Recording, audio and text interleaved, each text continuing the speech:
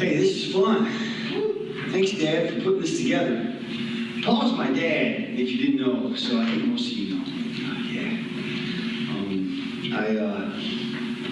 We've been going through a series with our church family called, we're calling Collide. The idea behind it, I know that like all these churches and their pastors have these series that they do, and they name them some one-word cool name, you know. But I really am trying to get my mind around, like, if you take every moment in the Gospel of Luke that Jesus collides with somebody, and you pull that moment out and pull it out and pull it out like a moment in iMovie, where, you know, or like a movie editing software, like how you can take 1 second and make it super long. Like, what is all happening on the minutiae of that moment? And so I want to look at what happens in the passage Bill read from Luke 4. And so we're going to get right into it. But to kind of start it, I wanted to show you kind of a great moment now. I believe Howie had the camera here. This is the week of our 10-mile, 20-mile run. And don't need any audio on this video. Do I control that? It's all good. Yeah. So they're praying over the run. And it's a terrifying thing to run 10 miles and 20 miles when you're training for a marathon or half marathon. Well, we had 600 runners just doing it at the Los Angeles Marathon.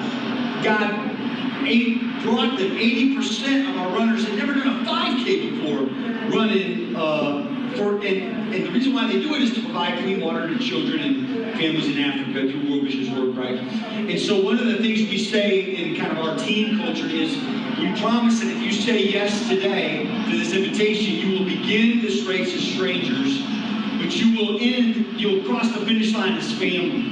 I mean, think about like all of us right now. All of us went out on a 26-week journey.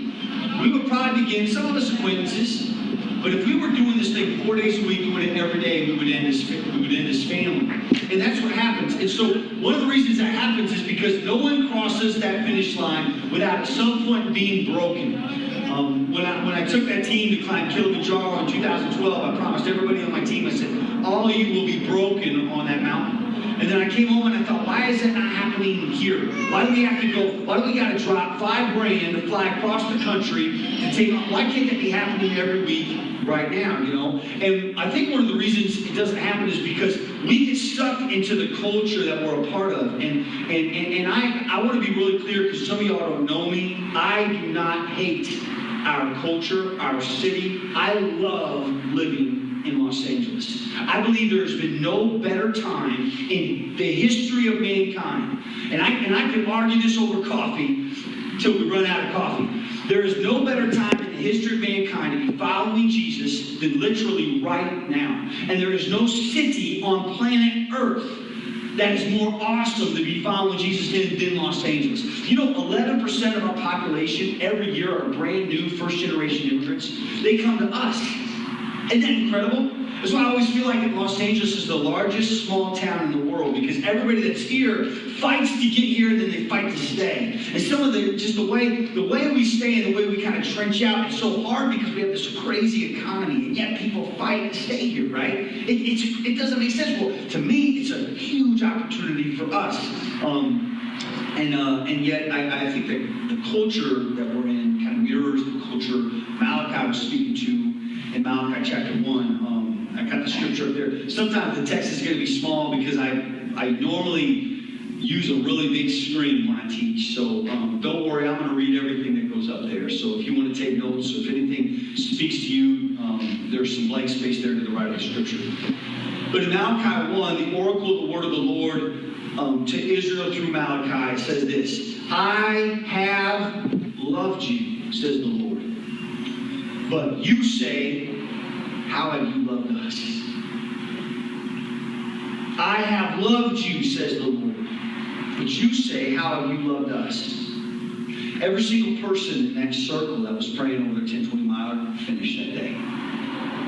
And I told everybody, if you get your 10-mile running and 20-mile run done, you will cross the finish line on March 19th. There's something powerful about hitting that benchmark. It's the biggest benchmark. Those folks were united. They were hurting, they were suffering. Their IT vans were flipping out. But they crossed those finish lines with hand because they knew God had gotten them across that finish line. But what happens to us when we become a culture, and these are God's people. This is not the word of the Lord to that strange pagan culture out there that doesn't know who God is. And by pagan, I mean literal or animistic paganistic cultures all over that part. This is God. Malachi speaking to his own people, the people already in. I've loved you, God says. He's like, and the people, like one voice say, how have you loved us? Where is the love now? Let me list for you all the evidence that we don't feel love, right? And Satan tried to come at Jesus the exact same way. He tried to tempt him into that. I don't know if you remember this moment, but in Luke 4 it says, if you then will worship me, it will all be yours. This is Satan. He's kind of letting the cat out the bag on how he wants to tempt Jesus and ruin Jesus during that temptation time. Remember, he says, hey, if you could turn that stone to bread, and he's trying to get Jesus to bend down and it's like when little kids try to get you to do something and they, if you reach up into the cupboard and get down cookies, it might stretch out your back a little bit, Dad, and make you feel good, my kids, they're not in the room, so I can say this. They don't even, they just climb up the cupboard, but if you then will worship me, it will all be yours. And Jesus answered them, it is written, you shall worship the Lord your God and serve, and him only shall you serve. When our culture or the enemy or anybody calls us and says, bow your knee to me, and I'm going to give you all this stuff, there's this temptation for us to say, you know what, I could probably do that, and then I could probably talk my way into arguing that this is God and he did this for me. I could bow my knee to culture, benefit from it, and then kind of backdoor on God and say, oh no, God just hooked me up. That's what really happened. I didn't compromise. God's just hooked me up.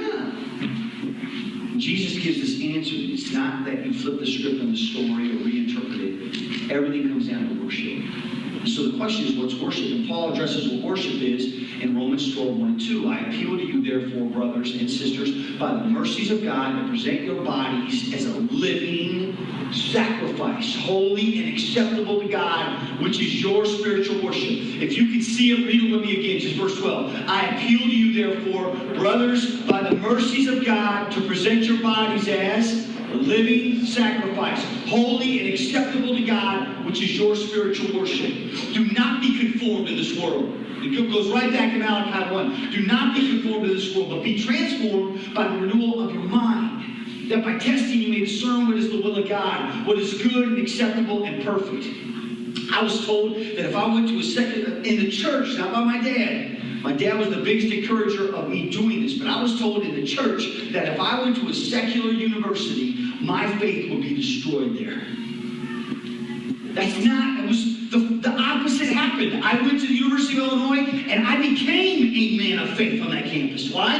By God's grace, he was transforming me and renewing my mind. But when you're worshiping, you get that. When you're all in, when you're a living sacrifice, well, what does a living sacrifice really mean, John? Does it mean I have to hurt?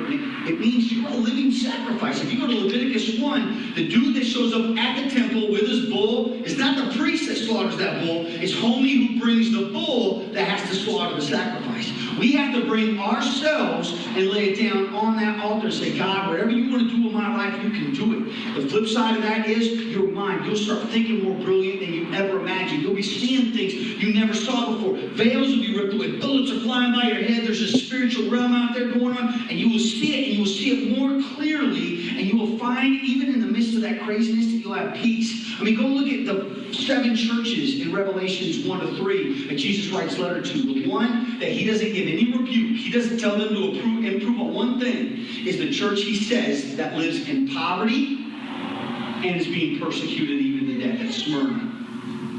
They're the ones closest to the battle, and the ones that gets the toughest word is Laodicea, who say that they are rich and comfortable. And he says, if you say that you're rich and you have all these things, but you're blind, poor, wretched, and stupid, is actually the way that one of the translations translates that. That's not my word. So when I read that, it wrecks me, because I think, man, I am comfortable, and I have all these things, and I have things that other people do not have. And am I drawing comfort from that? And is that isolating me? Am I convincing myself that my comfort is evidence of God's love in my life? When Scripture is calling me not to be comfortable, but to be a living sacrifice, it's a slippery slope, and you can go down that, and it's It's intense. So here's my little takeaway for the beginning of this message. If sacrifice is stopped, worship is stopped.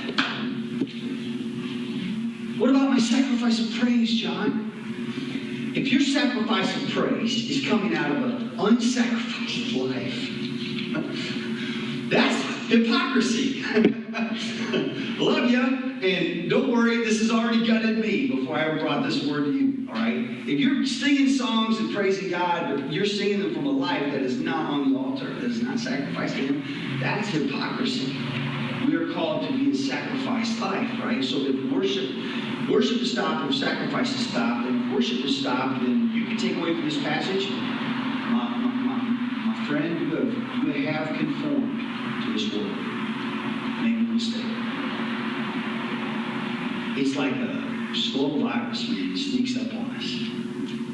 There is no permanent immunity. And that's why I think God's design. His grace and His Spirit. John, isn't that you? Of course it is, right?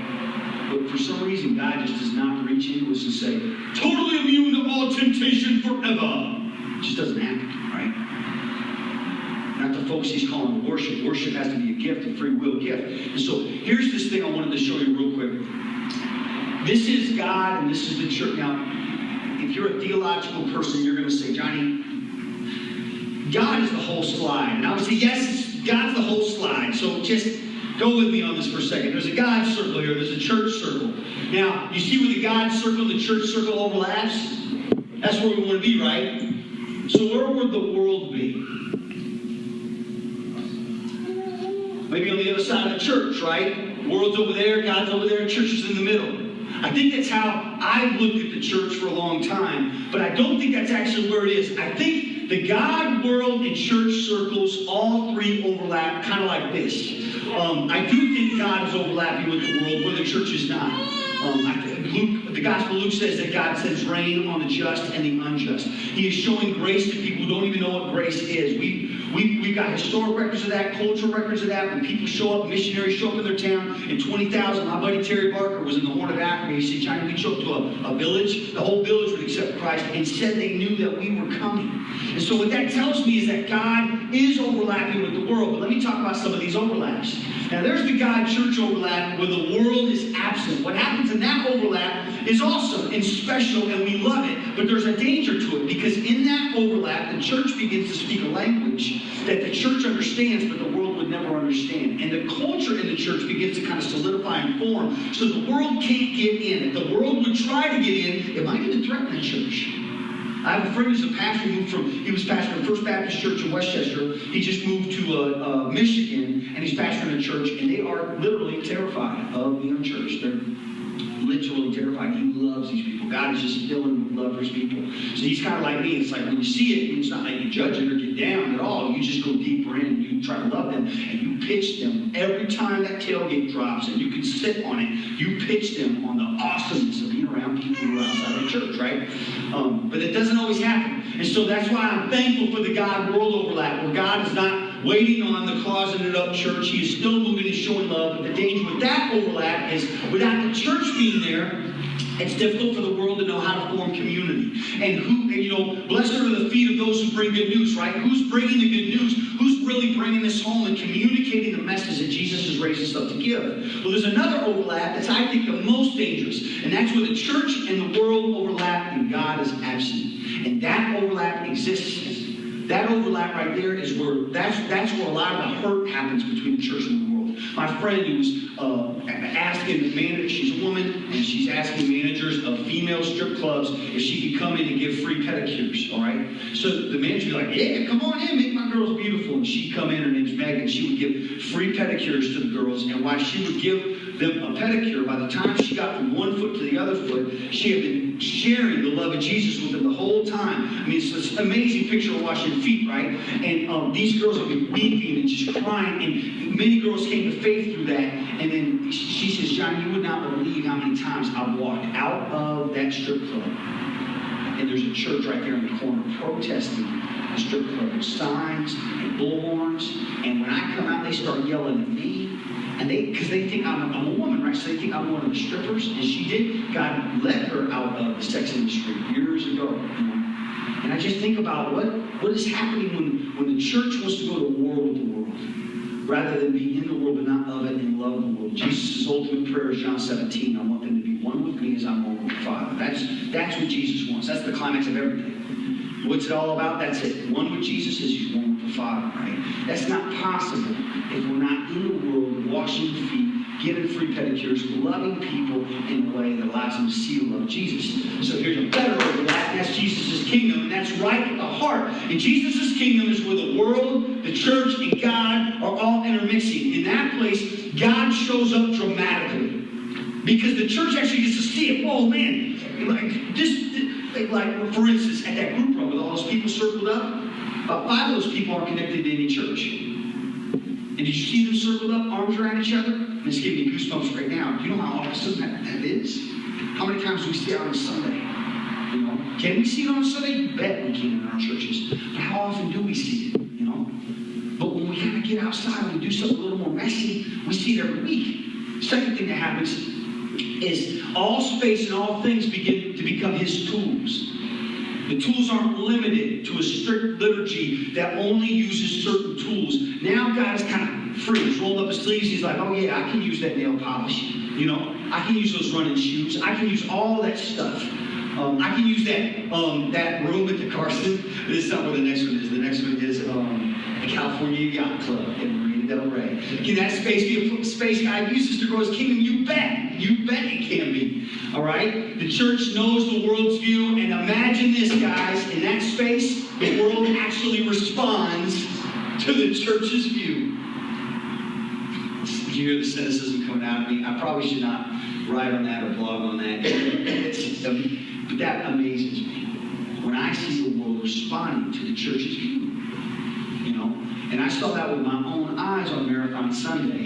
This is not a boast. God gives all the glory for this. But I do my pep rally for our team in Africa.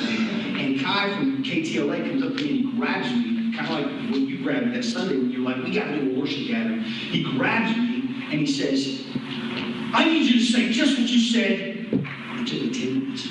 Just what you said on KTLA. But can you do it in 60 seconds? I said, yes. Always say yes when you're asked that question. Absolutely I can. That's what Jim always says when he's ever asked to do anything, by the way, in the office. If you're office, I'm sorry, all right. Absolutely I can, all right? And so we went for it. We took a big swing, and you know how sometimes in the church we're like, well, you can't say that in that environment because that's not a Christian environment. You can't say that because that's a public school. All that stuff's a lie. You know that, right? You can say whatever you want to say whenever you want to say it. Whatever you want to say is drenched in love, it will take root and it will live.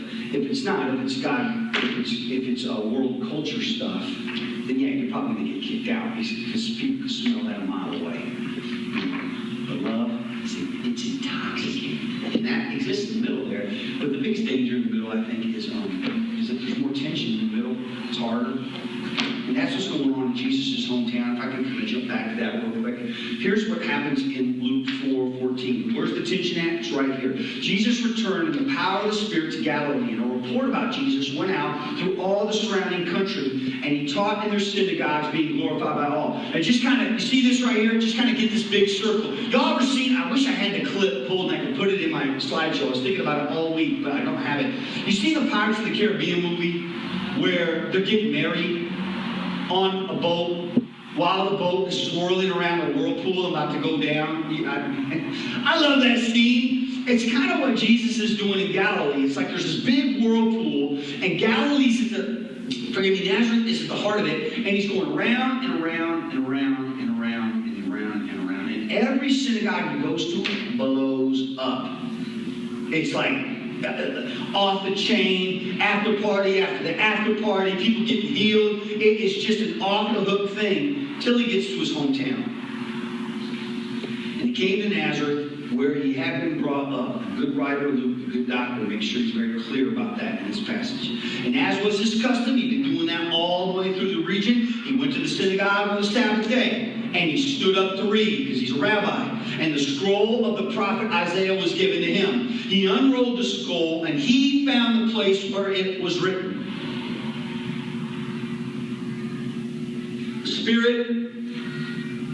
The Spirit of the Lord is upon me, because he has anointed me to proclaim good news to the poor. He has sent me to proclaim liberty to the captives and recovering of sight to the blind, to set at liberty those who are oppressed, to proclaim the favorable year of, that's wrong translation, to proclaim the year of the Lord's favor. All right? And there's a few takeaways from this one if you're interested in some simple stuff. I'm kind of putting it side by side to kind of just mirror. This is what I do in the margin of my Bible or in my Logos Bible plan when I'm taking notes. Cool thing here is Jesus is a bearer of the Spirit. That's what all the prophets of the Old Testament always had to claim, right? That they had the Spirit on them. Or if they didn't claim it, others claimed it about them, okay? But here's what's different about Jesus. Not only is he the bearer of the Spirit, but he's a prophet proclaiming good news who actually fulfills the good news he proclaims. You tracking with me? That had never happened before. Like Ezekiel, consider Ezekiel, one of the great prophets, right? He has that dry bones prophecy, one of the most beautiful prophecies about the Holy Spirit, about the new kingdom and the resurrection. You know, Ezekiel never saw a single prophecy lived out, fulfilled in his lifetime. His last breath, he may have had this thought, man, did I fail? No, he didn't fail. He was an epic prophet, an amazing prophet, but he didn't get to fulfill the prophecies that he was proclaiming. Jesus does. That's what he says at the end of all this. He says, this has been fulfilled right here in your midst. You remember that? So what he's saying is, I got the Spirit on me. Second, who am I going to? Say it with me. I'm going to say it and you're going to repeat it. We're going to go to the PCBO. Say it. The PCBO. Come on, say it again. PCBO. Because PC is easy to remember, right? Because PC. And then BO is easy to remember, right? Because BO, right? The poor, the captive, the blind, the oppressed. The poor, the captive, the blind, the oppressed. Don't trust that I'm not going to pick on it because actually there are some great moments in the translation, but there's one translation of the Bible in the English language that tries to go out of its way to get this just out of the poor, captive, blind, and oppressed and to make this all metaphorical. So it's all about the knowledge that you have of whether or not you're a sinner and you need to have forgiveness of sins. That's the heart of the gospel, guys? Absolutely. But Jesus is telling his hometown, hey y'all, everybody who's not in this room, that's who I'm coming for. Poor, captive, blind, oppressed people are not even allowed in here. And they are hearing him clearly because there has to be a way. You heard the end of the passage from the reading. There has to be a reason why they grabbed that man and want to throw him off a cliff that the city is built on. Symbolism, all right? The entire foundation of our own town, son, does not want this. A professor of mine was raised Orthodox Jewish, and so mute people could not come into the temple. They couldn't sit in the same area. And so there was a young boy who was mute, and the rabbi gave him a whistle, and he told him, young man, whenever you want to say something, I want you to blow that whistle. 2 weeks later, he had his biggest giving families threatening to leave the synagogue for this. And I said, what did he do? And he said, he stood up, and these guys are a little more chill than me. They're not like pacing around spitting when they talk. They're really contained and bearded, wonderful, just quiet souls. And he just said, that rabbi got up front and led that synagogue at him. And he told that boy from the front, whenever you want to blow that whistle, you blow that whistle. We need you in our midst. And he was fighting with the dilemma that Jesus' whole town was trying to protect. Because he wanted that boy with everybody else. That's why you give the whistle. That gives someone who cannot speak a voice, right? Isn't that interesting? So Jesus lays all this out here. And this is what happens next.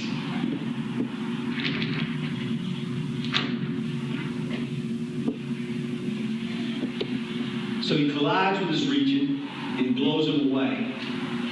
It's everybody outside of his hometown. The word there is that glory is the word for glory. I mean, he is blowing everybody away.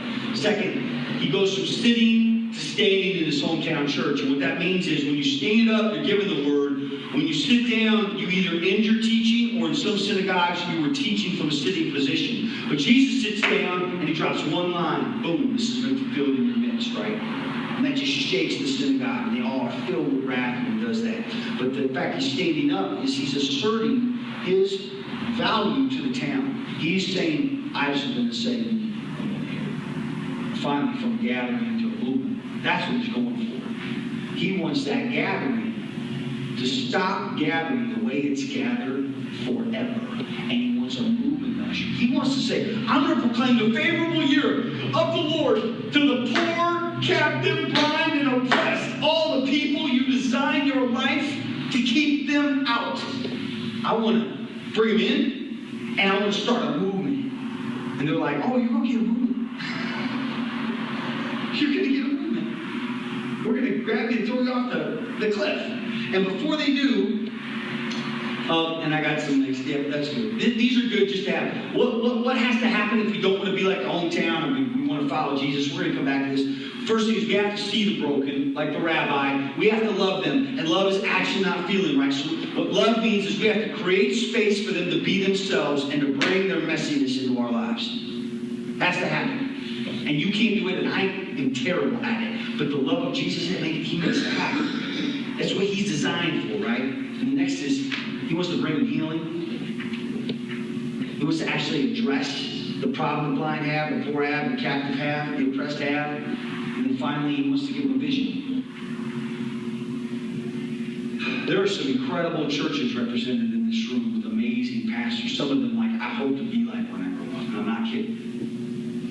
But these are guys that they step up front, they drop vision, and everybody's going to hang off every word that comes out of their mouths. That's what we want, right? We want a vision of the kingdom that will unify us. Jesus doesn't even address his kingdom vision until he addresses his target audience. And in that line, I want to proclaim the favorable year of the Lord. That is a vision to PCPO.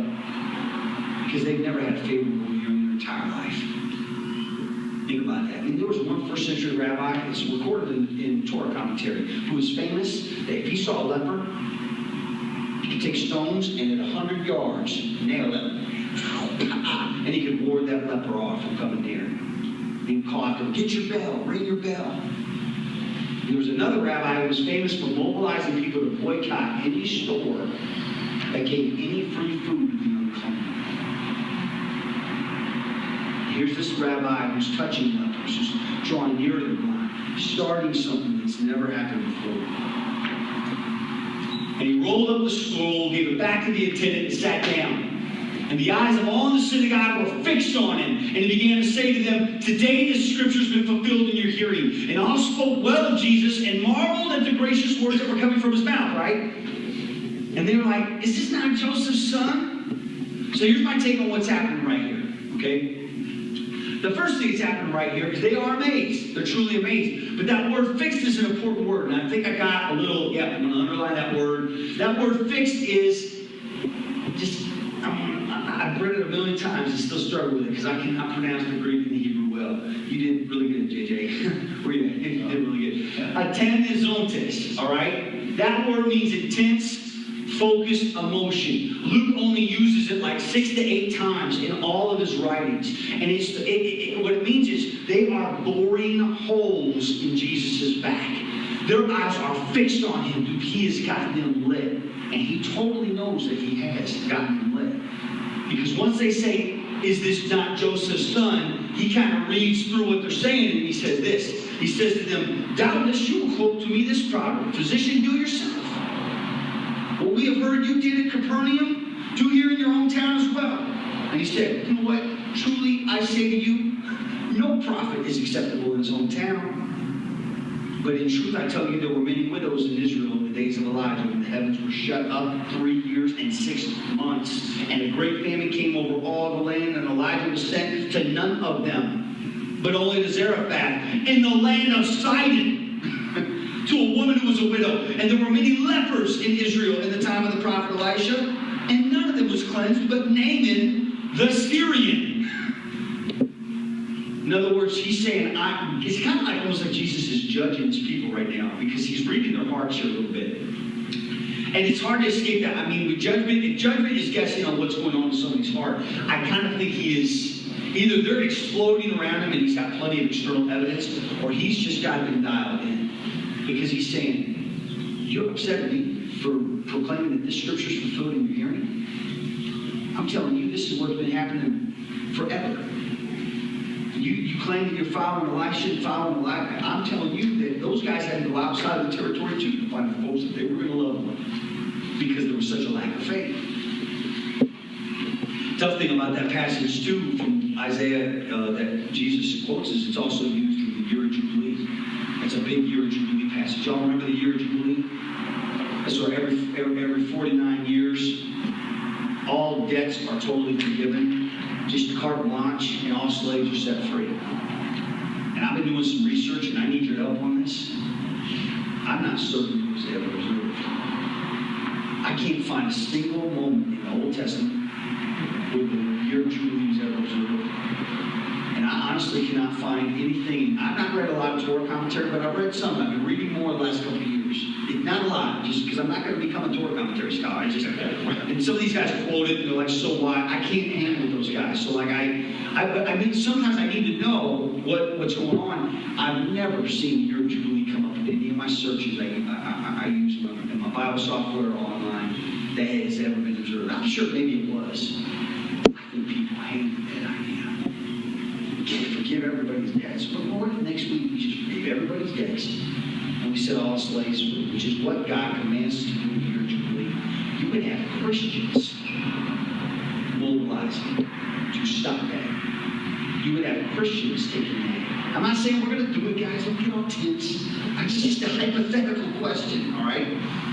Woo. I think that's what we're afraid of. This is my favorite picture of Jonah because he looks so ridiculous.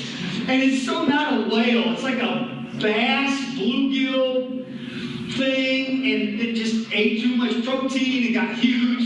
And this is what we're afraid of. If I follow Jesus, this is going to be like, you know?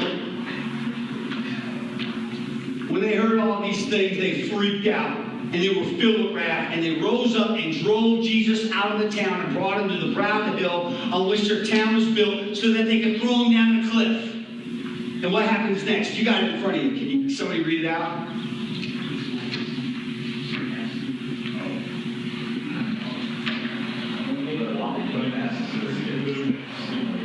Yeah.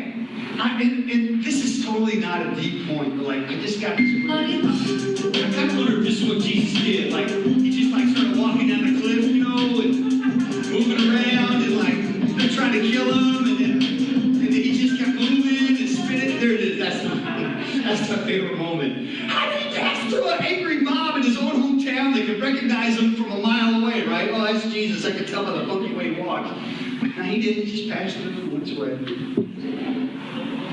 And they heard these things, all in the synagogue were filled with wrath. And they rose up and drove him out of town. And I'm going to close this teaching up here, but what I'm going to argue right now, and I promise I'm going somewhere with this, and I'm going to bring it home. And I really prayed about, okay, we're all of us are warriors for the Lord. We're all kind of unified around that. But this was the word that I felt like we were supposed to unify around tonight. What is filling them with wrath has to be they don't want the PCBO released. They don't want it. That's igniting wrath. Number two, they don't want Jesus telling them that they need to want him.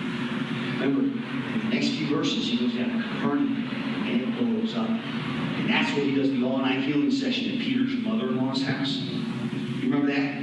And like the whole city, Newcastle, this beautiful image of the sun setting, and all the sick, like in silhouette, are coming. The whole city's gathering around his door, and it's like slow motion Jesus. He's just healing everybody, you know. Like this tide is just unbroken. He wanted to do that in his hometown, and they tried to kill him. The third thing I think is that there's a threat to his money. You know, there's a threat to money. He's saying, it's the year of the Lord's favor. Well, what's the year of the Lord's favor? It's the year of Jubilee, guys. I'm not saying that's what he's saying. I'm saying it's hidden on all the buttons that activate the ugly in us. And Jesus, he wants to do something brand new that no one's ever seen in history. So this is kind of the last thought I got for you tonight. Is from one of my favorite heroes, Phineas Brzee, and I could rant on him, and I'm not going to rant on him, but if you don't know who he is, he was one of the founders of the Church of the Nazarene. And I'm not getting all denominational right now. Like, there's been a lot of weird folks in the Church of the Nazarene. I was kind of one of the weird Nazarenes for a while too, okay? So, not getting denominational, but let me tell you about this dude. You know, his name is thinking bronze on a wall at USC. He is one of the heroes in the history of that school. True story. 2 PhDs. He had the path laid out before him. What did he do? He abandoned the career ministry approach. Moved to downtown LA, which, believe it or not, 100 years ago, in books about downtown LA, guess what they complain about? Small. The Native Americans called this whole stretch, all the way from Pasadena Rancho to Valley Phase. It's always been a collection for bad air and dust. And the other big thing that was the complexion of downtown LA at that time was child mortality. Moms having babies and we're making it to 1-year-old, 2-year-old. For some crazy reason, this guy wants to move in the midst of this alcoholism. That 100 years ago, the alcohol was monitored. It was like, it was like heroin, man. It was crazy high, super proof stuff. He just waded into it. And this is, I think, why, if you can hear, this is how you talk when you're willing to say, you know what, I want to be part of that movement that you're talking about, Jesus. This is how you end up talking. These are the things that will come out of your mouth. There was something peculiar in the way that Jesus got near to men and like touched them. How he laid his hands on the sick. How he took little children in his arms and blessed them. He put his fingers on the eyes of the blind. He touched lepers. No one in history had done that. Jesus did.